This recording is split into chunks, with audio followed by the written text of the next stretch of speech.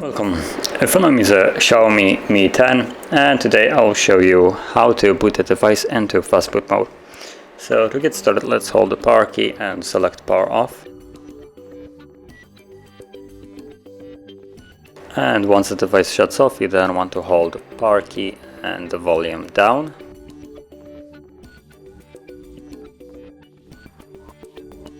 And as you can see, we're now in the Fastboot mode.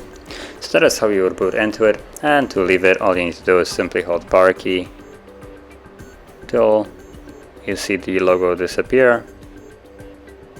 There we go. And the phone automatically turns back on.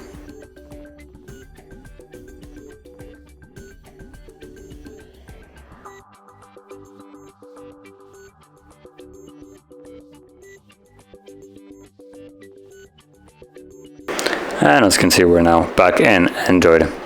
So if you found this video helpful, don't forget to hit like, subscribe, and thanks for watching.